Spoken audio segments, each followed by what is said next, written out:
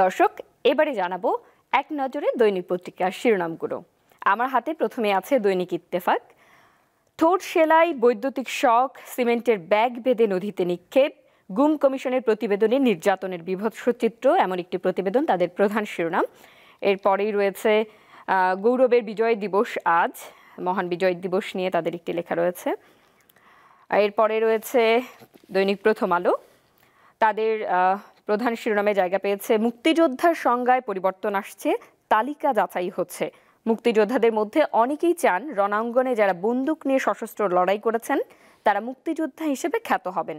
অন্য যারা সহযোগিতা করেছেন, বিভিন্ন ভূমিকা পালন করেছেন, নানাভাবে অবদান রেখেছেন, তারা আলাদাভাবে চিহ্নিত হবেন, সম্মানিত হবেন, এমন একটি বক্তব্য দিয়েছেন উপদেষ্টা মুক্তিযুদ্ধ বিষয়ক মন্ত্রণালয় বীর প্রতীক ফারুকী আজম।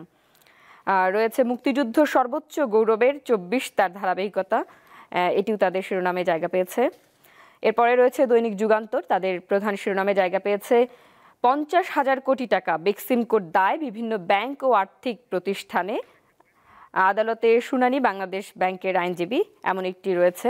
এরপরে রয়েছে দৈনিক সমকাল, তাদের প্রধান শিরোনামে জায়গা পেয়েছে বঞ্চিত 764 কর্মকর্তা পদের সঙ্গে পাবেন আর্থিক সুবিধা, জনপ্রশাসনের পদোন্নতি, এমন একটি বিষয় রয়েছে তাদের শিরোনামে। এছাড়া গুম তদন্ত প্রতিবেদনটিও তারা রেখেছে। এরপরে রয়েছে দৈনিক কালের কণ্ঠ, তাদের প্রধান শিরোনাম বদলে যাচ্ছে মুক্তিযোদ্ধার সংজ্ঞা এবং মহান বিজয় দিবস, সেটি নিয়েও তারা একটি প্রতিবেদন করেছে।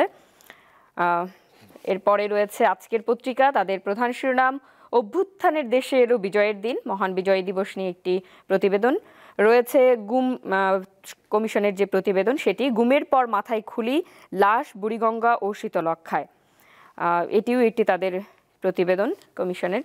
এরপরে আমার হাতে রয়েছে দৈনিক বণিক বার্তা, ঋণগ্রস্ত ও রুগ্ন টিসিবি দিয়ে বাজার স্থিতিশীল রাখা সম্ভব কি? টিসিবির 3 অর্থ বছরে বিভিন্ন আর্থিক নির্দেশকের তুলনামূলক চিত্র তুলে একটি প্রতিবেদন তারা রেখেছে। দর্শক, এই ছিল আমাদের দৈনিক পত্রিকার শিরোনাম।